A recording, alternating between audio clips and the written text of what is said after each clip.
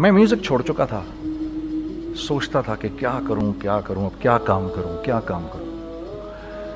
تو جو میرا آخری کانسرٹ تھا برمنگھم کے اندر,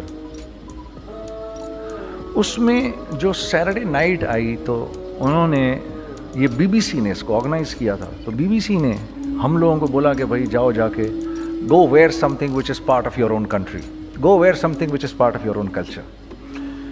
تو وہاں پر انڈینز بھی تھے, سری لنکنز بھی تھے, بنگالیز بھی تھے, موریشیا سے بھی لوگ تھے, اور پاکستان سے ہم تھے. ہم تو اسٹیج کے اوپر جو کپڑے پہنتے تھے وہ یہ کپڑے ہی نہیں تھے, یہی کپڑے تھے ہمارے پاس, وہ پاکستان کی کلچر کو تو ریپرزینٹ نہیں کرتے تھے.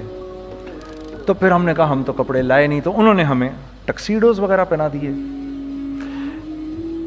I have nothing against tuxedos, but the day I wore them on the stage, it was such a strange feeling for me that, you know, I'm actually representing the culture of Pakistan. وہ ایک مجھے تھوڑی سی confusion ہو رہی تھی, کیونکہ تھوڑی دیر بعد when I saw Shah Rukh Khan coming up on the stage dressed like an Indian prodigy, it really shook me from inside, because I wanted to represent Pakistan and I wanted to look buddy from Pakistan, and I saw the moment we came up on the stage, the BBC was not so much interested, even though we were very popular at that time.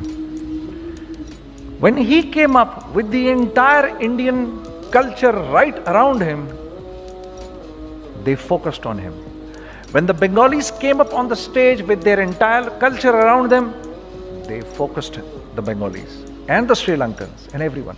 That day I thought, I wish I was wearing something from Pakistan which was very contemporary and I could have worn that on the stage. وہ پہلا مجھے خیال میں آ گیا تھا. Music in the meantime we left. I left music in the meantime and I was thinking of doing something.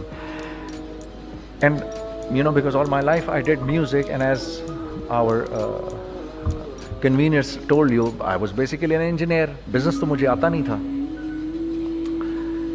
So I was sitting in the masjid, you know, praying to Allah, Ya Allah, where should I go? مجھے کوئی سرا تو دے ہاتھ میں, میرے کوئی سرا نظر آئے مجھے, میں کیا کروں, ہاں تو مجھے سمجھ نہیں آ رہا. اور ایک سٹیج میرے پہ یہ آ گئی کہ میں نے آخری 100 روپے نکال کے اپنی بیوی کو دیے, جو میرے پاس آخری 100 روپے تھے, اور میں نے کہا کل مجھ سے نہ مانگنا کچھ, اب میرے پاس کچھ نہیں ہے, I have nothing, بس اوپر اللہ ہے, نیچے بس یہ حالات ہیں. لیکن میں نے ایک بات سنی ہوئی تھی مولوی طارق جمیل صاحب سے کہ اگر تم اللہ کے لیے کسی چیز کو چھوڑو گے, اللہ تمہیں اس سے بہتر چیز دے گا. یہ میں نے سنی ہوئی تھی, یہ حدیث کے الفاظ ہیں. اور میں تھوڑی دیر میں کبھی کبھار سوچتا تھا, میں کہتا تھا یار لوگ صحیح کہتے ہیں, یہ مولوی مرواتے ہیں لوگوں کو, مروا دیا مجھے, کہاں ہے وہ چیز. لیکن میرا دل اندر سے کہتا تھا نہیں, اللہ کے نبی کی بات سچی ہے, اللہ کے نبی کی بات سچی ہے, اللہ کے نبی کی بات سچی ہے. میرا دل کہتا تھا مجھے, یہ میں 2002 کی بات بتا رہا ہوں. So sitting in the masjid, I meet this man who comes up to me and he says, you know, bhai, what are you doing these days? I said, basically nothing, I'm just thinking of doing something. He says, how about if you and I think of something, let's just do something together. I said, like what? He says, I don't know, you tell me. I said, you know what, this is what happened with me, and I'd like to open a very contemporary label which has not just shalwar kameez, but basically Pakistani product. And I said to them, I said, if the West can export jeans and beer to us,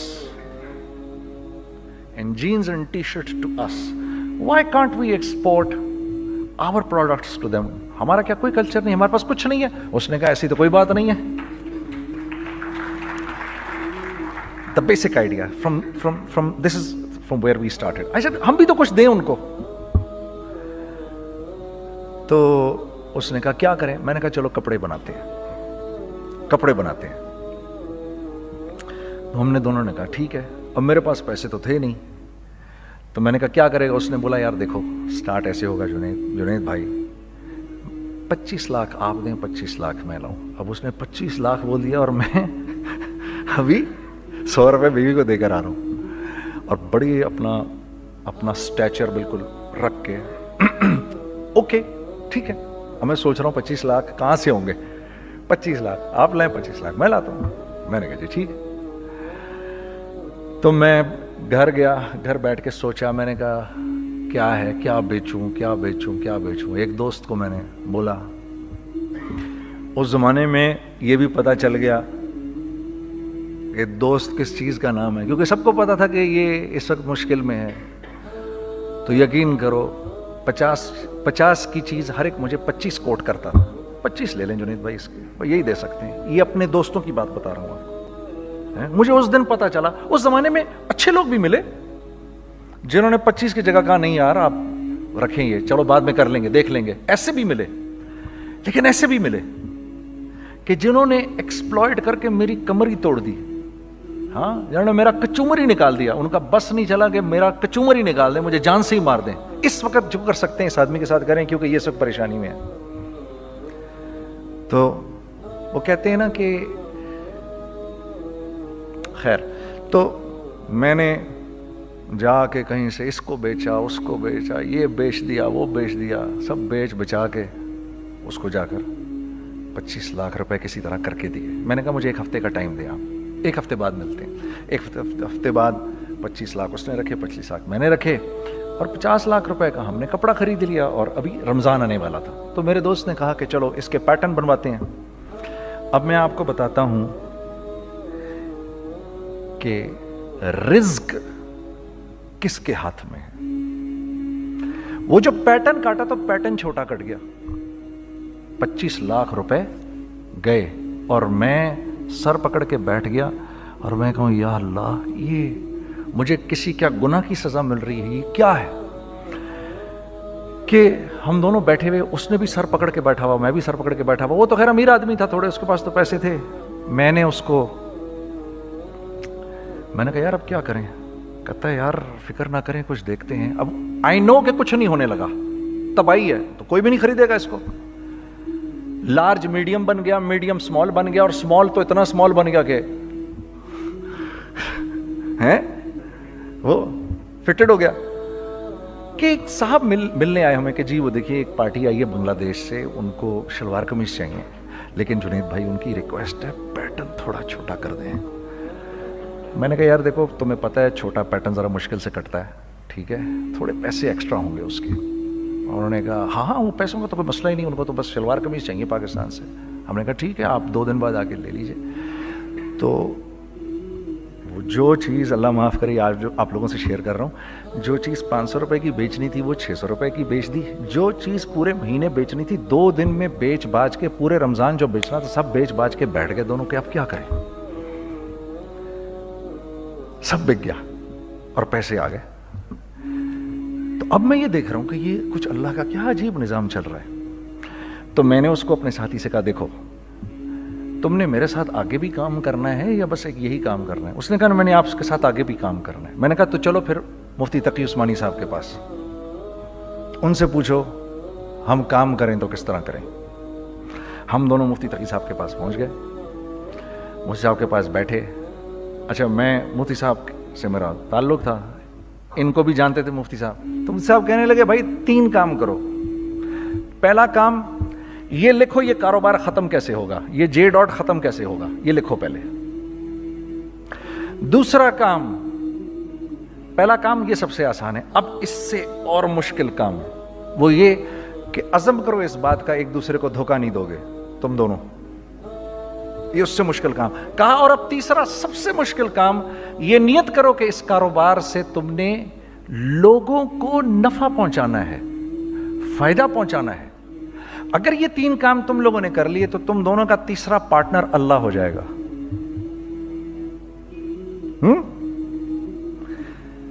तो जिसका partner ही अल्लाह हो जाए उसे कारोबार करने की क्या जरूरत है। उसको तो आके ICMA के अंदर बातें करनी चाहिए दुनिया जहान की। मैंने ये कर लिया, मैंने वो कर लिया, मैंने फला कर लिया, मैंने डिमकान कर लिया, हालांकि किया कराया कुछ भी नहीं। तो सबसे पहला काम ये किया हमने, मैंने उसको बोला कुरान पे हाथ रख के देख اللہ نے چاہا میں تجھے کبھی دھوکہ نہیں دوں گا. اس نے کہا اللہ نے چاہا میں بھی آپ کو کبھی دھوکہ نہیں دوں گا. یہ آج سے 15 سال پہلے کی بات ہے. پھر دن و رات بیٹھ کر ہم یہ سوچتے تھے کہ ہم لوگوں کو فائدہ کیسے پہنچائیں. ہم نے ایک کپڑا بنایا. وہ کپڑا کاٹن کا. سب سے پہلا کام جو ہم نے کیا وہ یہ کیا کہ یہ جو مرا ہوا ایک نظام تھا کھڑیوں کا, اس کو زندہ کیا, جس کی وجہ سے تقریباً 10,000 لوگوں کی جابز لگ گئیں. ایک ڈائنگ آرٹ تھا بالکل. وہ اورنگی ٹاؤن میں جا کر پکڑے ہم نے پرانے بابے, ان کو بلایا تم آؤ یہ کھڑیوں کا کپڑا بناؤ. یہ کھڑیوں کا کپڑا ایسا ہی ہے جیسے ہینڈ میڈ شو اور ہینڈ میڈ کلاتھ. ٹھیک ہے نا. میں قسمن کہتا ہوں کہ اگر آپ کو میں نے ایک دفعہ آپ نے میرا کرتا پہن لیا جو کھڑی کا بنا ہوا ہے, ہو نہیں سکتا کہ دوسرا کوئی کرتا آپ سے پہنا جائے اس کے بعد. وہ ایسے جسم سے ملائم طریقے سے جسم پر آ کر لگ جاتا ہے. اس کپڑے کی ہم منہ مانگی قیمت لے سکتے تھے. آج اللہ کو حاضر ناظر جان کر کہہ رہا ہوں, ہم نے ایسا نہیں کیا. ہم نے ایسا نہیں کیا. ہم چاہتے تو کیا کر جاتے, لیکن نہیں کیا ہم نے. ٹھیک ہے. پہلا کام ہم نے کہا اور 2 لوگوں کو, اور 2 لوگوں کو, اور 2 لوگ پسند کریں گے. کوئی نہیں. میں آپ کو ایسی سینکڑوں مثالیں دے سکتا ہوں کہ ہم کیا کر سکتے تھے, ہم نے کیا نہیں کیا, صرف اس تیسرے پوائنٹ کو سامنے رکھنے کے لیے. وہ تیسرا پوائنٹ کیا ہے؟ لوگوں کو نفع پہنچانا. کیونکہ ہم نہیں چاہتے کہ ہمارا تیسرا پارٹنر ہم کو چھوڑ کے چلا جائے. میں آپ کو کیا کیا بتاؤں, تیسرے پارٹنر نے کیا کیا کچھ کیا. پشاور پہنچے میں اور میرا ساتھی. میں آپ کے سامنے وہ ایکسپیرینسز آپ کی تقویت کے لیے بتا رہا ہوں. آپ اپنی کوئی بڑائی نہیں بتا رہا, آپ کی تقویت کے لیے بتا رہا ہوں کہ کل جب آپ ایسے کریں گے نا تو گھبرانا مت. ہم کہتے ہیں ملٹی نیشنل آئیں ہمارے ملک میں, بہت اچھی بات ہے, آئیں, اس میں کیا ہے, لیکن یار ہم میں خود میں کیا کمی ہے آپ مجھے یہ بتاؤ. ہم سیدھے ہو جائیں, خدا کی قسم ضرورت نہیں ہمیں کسی ملٹی نیشنل کی. کیونکہ ہمارا دماغ جو ہے نا, ہمارا دماغ تو اتنا تیز ہے, اتنا تیز ہے. دیکھو نا بے ایمانی کر کے ہم کتنا کچھ کر لیتے ہیں. تو اگر اسی دماغ کو سیدھا چلائیں گے تو کیا کریں گے آپ دیکھیے. چکر بازیاں چکر دے دے کر ہم کیا کیا کچھ نہیں کر لیتے.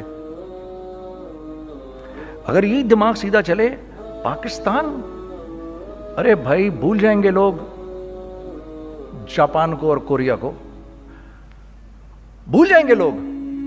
اگر واللہ یقین کرو, اگر ہم اس ایک بات کو سامنے رکھ لیں, مجھے میرا اللہ دیکھ رہا ہے.